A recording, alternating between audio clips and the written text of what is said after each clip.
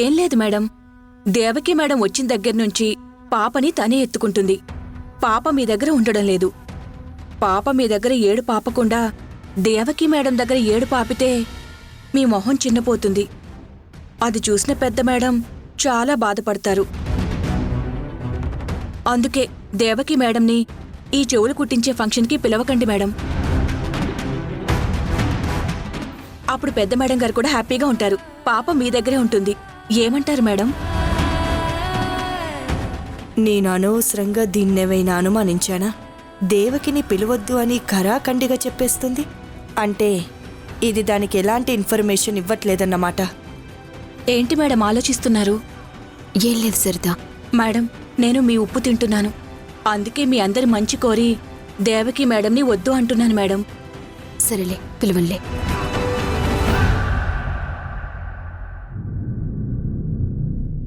అమ్మయ్యా, ఇప్పుడు నా మీద నీరజ మేడంకి ఊర్మిళ మేడంకి ఎలాంటి అనుమానం రాదు, ఎలాంటి అనుమానం ఉండదు.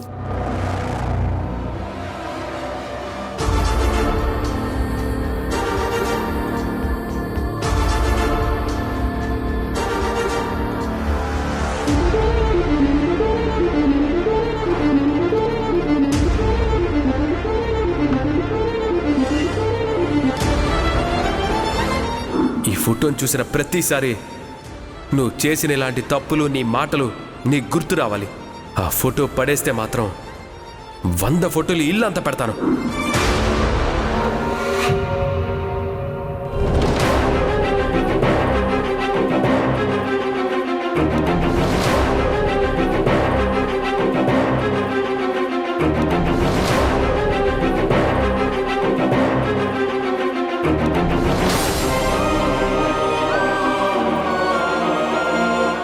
దాక్షాయిని, నువ్వు ఆ ఫోటో గురించి ఆలోచించడం మానేస్తే మనశ్శాంతిగా ఉంటావు. కాదు కూడదు నేను దారి గురించి ఆలోచిస్తాను అంటావా? ఆ ఫోటో ఎలా తీయాలని మదన పడుతూ ఉంటానంటావా? ఎప్పటికీ బాధపడుతూనే ఉంటావు.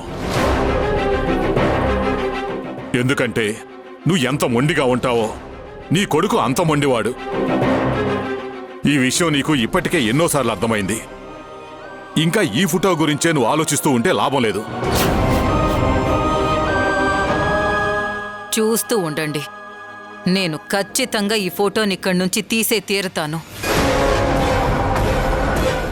ఆ ఫోటోలో అది నవ్వుతూ నిలబడి కనిపిస్తున్న ప్రతిసారి నీ కొడుకు జీవితాన్ని నేను నాశనం చేస్తున్నానని, నన్ను ఆ యశోద ఎగతాళి చేస్తున్నట్టుగా ఆ నవ్వు నాకు వినిపిస్తోంది.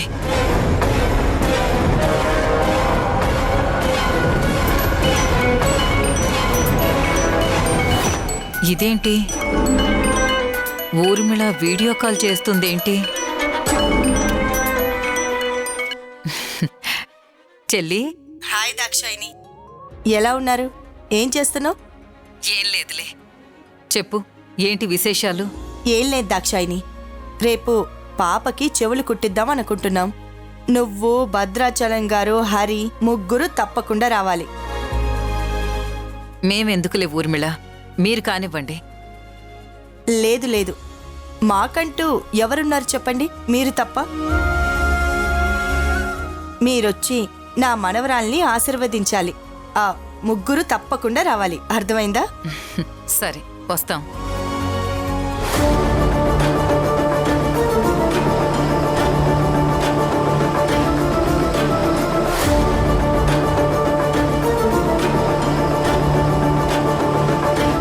దాక్షాయిని, వెనకాల ఫోటో ఏంటి?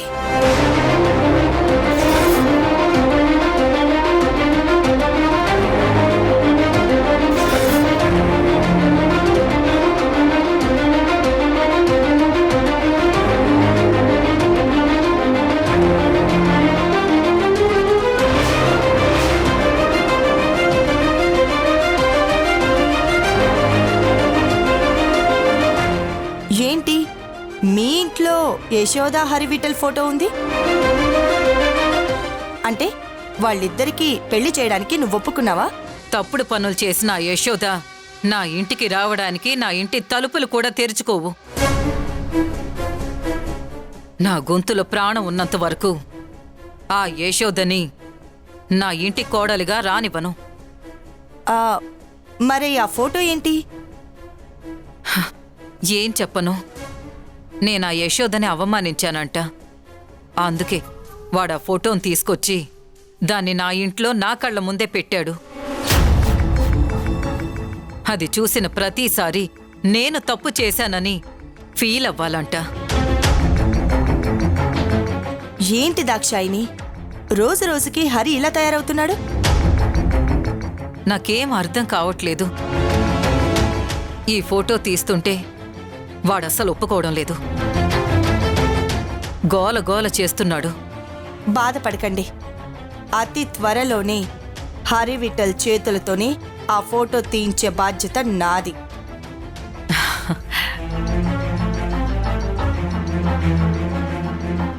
ఊర్మిళ, ముందా పంచే. నేను జీవితాంతం నీకు రుణపడి ఉంటాను. సరే దాక్షాయిని, నేను ఆ పని మీదే ఉంటాను. రేపు మాత్రం మీరు ఖచ్చితంగా నా మనవరాల్ని ఆశీర్వదించడానికి రావాలి. మీకోసం మేమంతా ఎదురు చూస్తుంటాం. తప్పకుండా వస్తాం. సరే, ఏమనుకోవద్దు నేను ఇంటికొచ్చి పిలవలేదు అని. నాకింకా చాలా పనులున్నాయి. అనుకోకుండా ఈ చెవులు కుట్టే ఫంక్షన్ పెట్టుకుంటున్నాము. అందుకే నేను ఇంటి వరకు వచ్చి పిలవలేకపోతున్నాను. పర్వాలేదులే ఊర్మిళ. మమ్మల్ని నీ కుటుంబం అనుకున్నావు కాబట్టే ఎంతలా పిలుస్తున్నావని అర్థం చేసుకోగలను. తప్పకుండా వస్తాం. ఆహా, సరే ఉంటాను. అలాగే.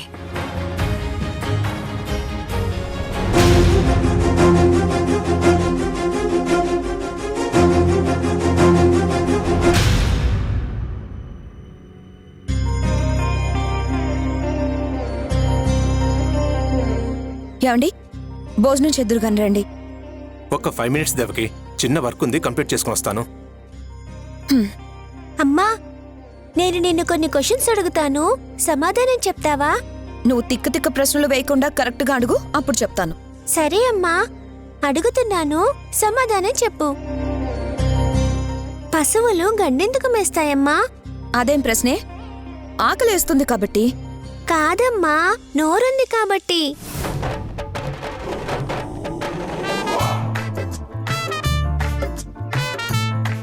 ఇదిగో, ఇలాంటి తలతిక్క ప్రశ్నలు వేస్తేనే నాకు కోపం వచ్చేది. సరే, అదదిలే. నేను ఇంకొక ప్రశ్న అడుగుతాను, దానికి కరెక్ట్గా సమాధానం చెప్పు. ఇది చాలా సింపుల్ ప్రశ్నమ్మా. ఏంటో అడుగు. ఒక గోడ కొంచెం ఏటవాలుగా ఉందమ్మా. ఆ గోడ మీద ఒక కోడి పుంజు కూడా ఉంది. అది గుడ్డు పెట్టింది. ఇప్పుడు ఆ గుడ్డు ఏటవాలుగా ఉన్న వైపు పడుతుందా, లేకపోతే అటువైపు పడుతుందా?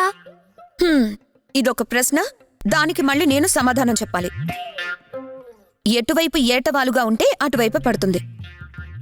అయినా నీకేం చెప్తున్నారే మీ స్కూల్లో చదువు? నిన్ను వెంటనే ఆ స్కూల్ మాన్పించేయాలి.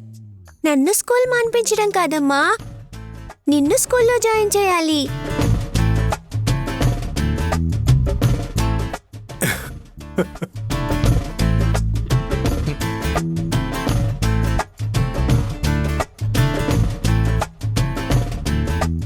అది ప్రశ్నలు అడగడం, మీరు ఈకిలించడం బాగా సరిపోయింది. ఇది అడిగే తల్లితక్క ప్రశ్నలకి మీరు సమాధానం చెప్పండి, చూద్దాం. సరే, మీ ముగ్గురికి కలిపి మరో ప్రశ్న వేస్తున్నాను. నేనొక పక్షిని, అలాగే నేనొక ఫ్రూట్ని, అలాగే నేనొక పర్సన్ని. నా పేరేంటి?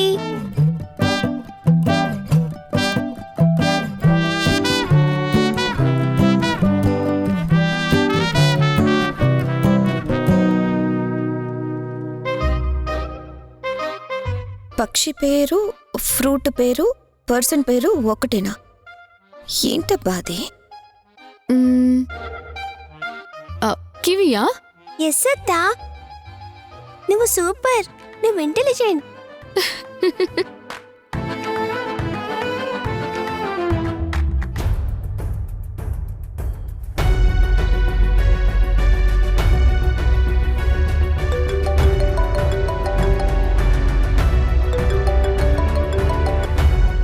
హలో, చెప్పు సరిత. మేడం, పాపకి చెవులు కుట్టించే ఫంక్షన్ చేద్దామనుకుంటున్నారు మేడం. ఆ విషయం మీకు చెప్పాలనే మీకు ఫోన్ చేశాను. ఎప్పుడు ఫంక్షన్? రేపే మేడం. సరే, నేను మళ్ళీ చేస్తాను.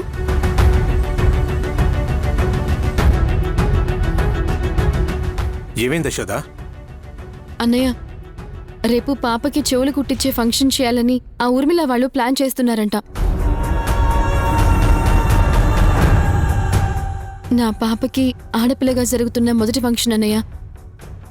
అది నా చేతుల మీదుగా జరగాలని అనుకున్నాను. అదెలా కుదురుతుంది యశోద? ఆ ఊర్మిళ ఎందుకు ఒప్పుకుంటుంది? పొరపాటున మీరు ఆ ఇంటికి వెళ్లాలన్నా కూడా తను రానివ్వదు. యశోద, నువ్వు అనుకున్నావు కదా, నువ్వు అనుకున్నది అనుకున్నట్లుగానే జరుగుతుంది. నా మేనకోడలు ఫంక్షన్ నీ చేతుల మీదుగా నీ సమక్షంలోనే జరిపిస్తాను. అదెలా కుదురుతుందండి? జరుగుతుంది, జరిగి తీరుతుంది. ఆ ఊర్మిళ ఊరుకోదండి, చంపేస్తుంది. ఊర్మిళ ఏం చేసినా, ఏం చేయాలనుకున్నా నా చెల్లి కోరుకున్నట్లే నా మేనకోడలి ఫంక్షన్ జరుగుతుంది.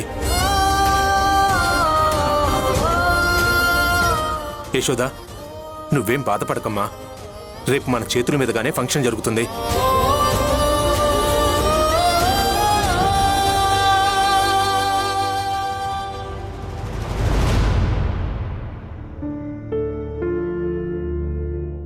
ఏంటి యశోద అర్జెంటుగా రమ్మన్నావు? హరి, రేపు ఊర్మిళ వాళ్ళు పాపకి చెవులు కుట్టేస్తున్నారంట. అవునా? నీకెవరు చెప్పారు? సరిత ఫోన్ చేసి చెప్పింది. మరైతే రేపు నువ్వు నేను ఇద్దరం వెళ్దాం. లేదు హరి, ఇప్పటికే సరిత మీద ఊర్మిళకి అనుమానం వచ్చిందంట. అందుకే సరిత ఏమీ తెలియనట్టుగా ఉంటోంది. పైగా నీరజ కూడా మనకే ఇన్ఫర్మేషన్ చెప్పలేదు. మనకి ఎలాంటి ఇన్ఫర్మేషన్ తెలియకుండా మనం వెళ్తే ఆ ఊర్మిళకి ఖచ్చితంగా సరిత మీద అనుమానం వస్తుంది. మరిప్పుడు ఏం చేద్దాం అనుకుంటున్నావు యశోద? నాకు అదే అర్థం కావడం లేదు. పాపకి చెవులు కుట్టించడం అనేది అమ్మా నాన్నల సమక్షంలో, మేనమామ సమక్షంలో జరిగితే మంచిది అని అంటారు. కానీ నా బిడ్డకి తండ్రి ఎవరో తెలీదు.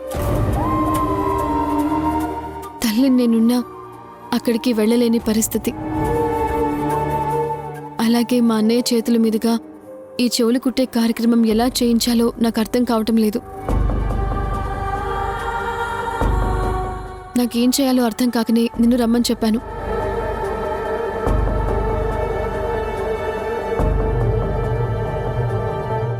ఈ ఫంక్షన్ మాత్రం ఎట్టి పరిస్థితుల్లోనూ మా అన్నయ్య చేతుల మీదుగానే, నా చేతుల మీదుగానే జరగాలి హరి. నువ్వు బాగా ఆలోచించు. నాకు ఈ టెన్షన్లో ఏ ఐడియాలు రావడం లేదు.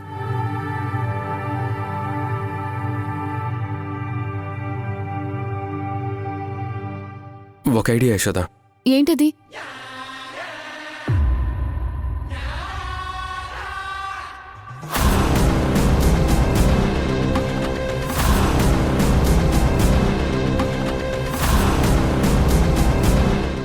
ఐడియా చాలా బాగుంది హరి, ఇది అమలు చేద్దాం. వెంటనే సరితకి ఫోన్ చేసి విషయం చెప్తాను.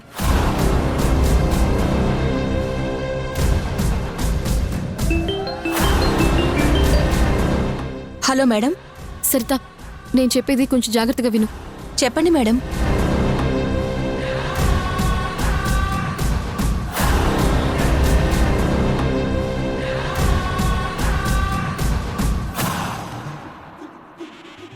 అలాగే మేడం. చాలా థ్యాంక్స్ హరి. నా కూతురు చెవులు కుట్టించే ఫంక్షన్కి నేను ఎలా వెళ్లాలో నాకు అర్థం కాలేదు. నువ్వు చాలా మంచి ఐడియా ఇచ్చావు.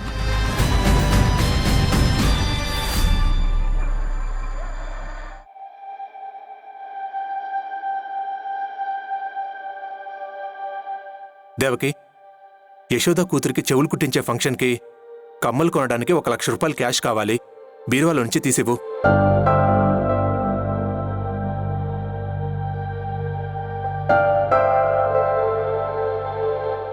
దేవకి, చెప్తుంది నీకే.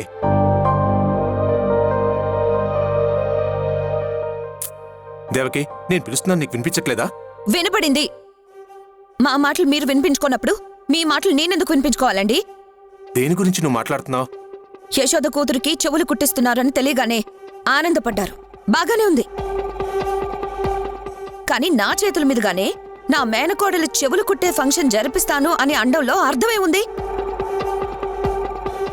మీరిప్పుడు ఆ ఊర్మిళ ఇంటికి వెళ్ళి అక్కడ పాపకి చెవులు కుట్టిస్తారా? మీరు యశోద కలిసి ఇదంతా చేస్తూ ఉంటే అక్కడ ఆ ఊర్మిళ ఏమైనా కామెడీ పీస్ అనుకుంటున్నారా చూస్తూ ఉండడానికి? ఆవిడొక మాఫియా డాన్. మీరు యశోద పదే పదే ఆవిడ జోలికి వెళ్తున్నారు. ఆవిడ కోపం గురించి మా అందరికీ తెలిసింది. కానీ మీరిద్దరూ ఎందుకు మళ్ళీ మళ్ళీ రిస్క్ చేయాలనుకుంటున్నారు? ఒక మేనమామగా పాపకి సంబంధించి ఏమి కొనడానికైనా ఎంత డబ్బు కావాలన్నా అంత డబ్బు తీసుకుని వెళ్ళండి. మన దగ్గర ఉన్నంత వరకు మొత్తం ఇచ్చేస్తాను. కానీ దయచేసి మీరా ఊర్మిళ ఇంటికి వెళ్ళొద్దు. అనవసరంగా ప్రాణాల మీదకి తెచ్చుకోకండి. నువ్వు దాని గురించి టెన్షన్ పడకు దేవకి. నేను ఏదో ఒక ఉపాయం ఆలోచిస్తాను కదా. ముందు డబ్బులైతే ఇవ్వు. తమరు మా మాట ఎప్పుడు విన్నారులే. మేము అసలు మీకు లెక్కలో ఉంటేనే కదా. మీరనుకున్నదే మీరు చెయ్యండి.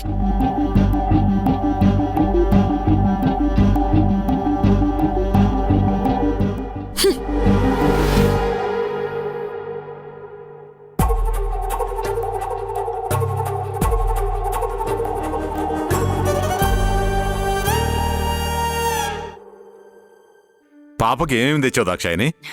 ఇదిగో పట్టీలు తీసుకొచ్చానండి. పట్టీలు.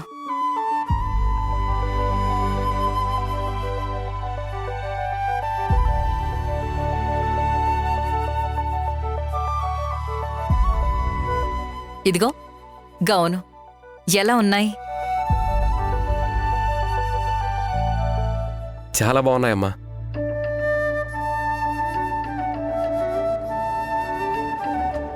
నీ మనవరాలకి ప్రేమతో బాగానే తీసుకొచ్చావమ్మా. నైస్ అమ్మా. నీలో నేను కోరుకున్న మార్పిదే. ఏమన్నావు? నా మనవరాలా? అంతే కదమ్మా. యశోద నాకు భార్య అయితే తన కూతురు నీకేమవుతుంది? మనవరాలే కదా. నోర్మోయ్.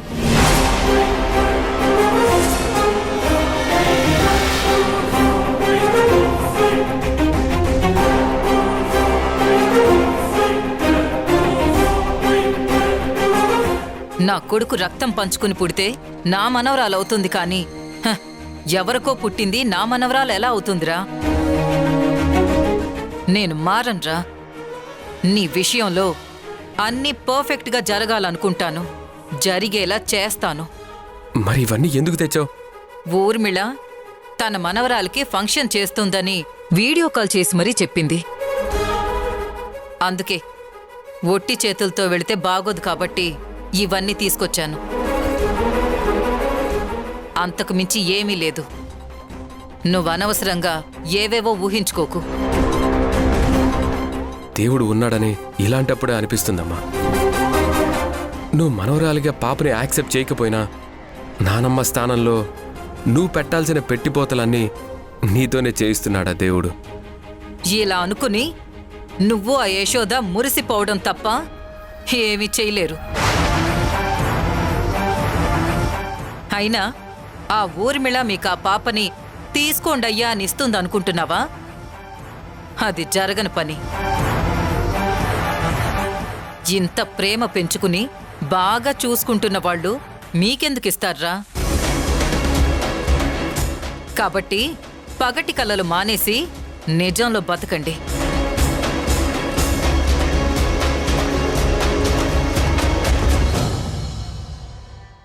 ఎందుకు హరి మీ అమ్మనలా ఆవేశపడేలా చేస్తావు? చెయ్యాలే నాన్న. లేకపోతే అమ్మ కంట్రోల్లో ఉండదు. కానీ నాకు కొంచెం ఆనందంగా ఉంది నాన్న. పాపకి అమ్మ చేతుల మీదుగా బట్టలు పట్టీలు ఇవ్వడం. ఈ విషయం యశోదకి తెలిస్తే యశోద కూడా ఆనందంగా ఉంటుంది.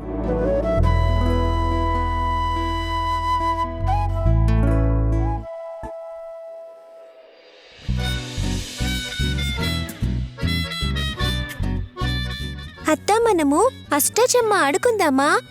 ఓ నీకు అష్టాచమ్మ ఆడడం కూడా తెలుసా? ఓ ఎందుకు తెలీదు? అమ్మమ్మతో నేను అప్పుడప్పుడు ఆడుకుంటూ ఉంటానుగా. సరే ఆడుకుందాంలే.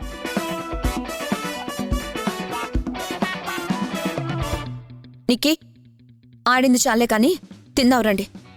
యశోద నువ్వు కూడా రా. ఆ, అన్నయ్య ఇంకా రాలేదు కదా అత్తయ్య. అన్నయ్య వచ్చాక తింటానులే. మీ అన్నయ్య ఇప్పుడు వచ్చేలా లేడు. మీరు పదండి భోంచేద్దాం.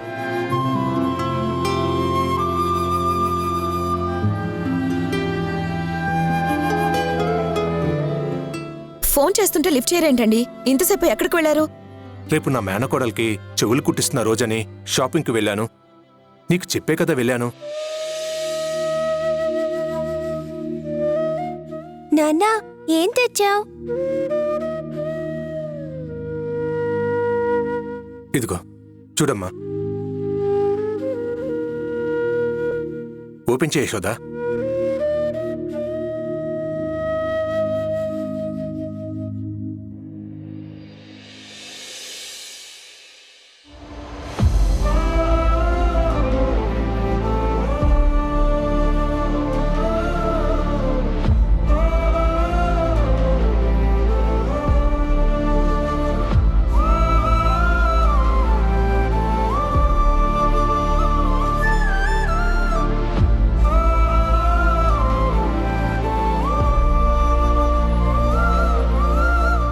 నాకు చాలా చాలా సంతోషంగా ఉందన్నయ్య.